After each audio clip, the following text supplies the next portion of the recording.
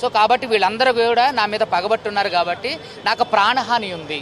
వాళ్ళు ఫోన్లు చేసి బెదిరించుతున్నారు, చాలామంది మీడియా ద్వారా బెదిరిస్తున్నారు, మీరు చూస్తున్నారు. వాళ్ళ నుంచి నేను కాపాడమని నాకు సెక్యూరిటీ ఆఫీసర్స్ని అలర్ట్ చేయమని డీజీపీ గారిని కలవడం జరిగింది. సీసీ గారు నాకు దానికి సానుకూలంగా స్పందించడం కూడా జరిగింది.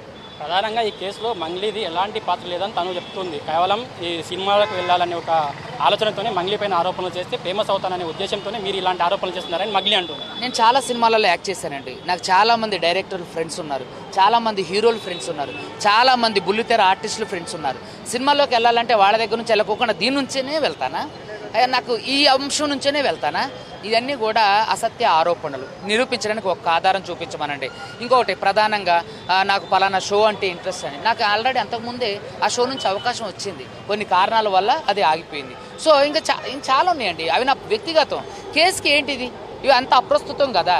వాళ్ళ చెల్లిని లాగొద్దన్న ఆవిడ మరి ఒక బంజారా కమ్యూనిటీ బిడ్డనే బయటకు లాగడం జరిగింది. ఇది ఎంతవరకు సమంజసం? సో కాబట్టి ఇదంతా కూడా ఏంటంటే కావాలని జరుగుతున్నటువంటి ఒక అనాగరిక చర్య. దీన్ని ఖచ్చితంగా ప్రజలంతా ఖండించాలి. ప్రజల మద్దతు అంతా మాకు ఉండాలని నేను కోరుకుంటున్నాను. అంటే మంగ్లీని 10 లక్షలు డిమాండ్ చేశారు, అదేవిధంగా రమావత్ మధుని కూడా 20 లక్షలు డిమాండ్ చేశారు. వాళ్ళు ఇవ్వకపోవడం వల్ల మీరు ఇదంతా ఆరోపణలు చేస్తున్నారని వాళ్ళు ఒక వీడియో రూపంలో విడుదల చేశారు. ఎక్కడండి ఒక్క ఆధారం చూపించమనండి.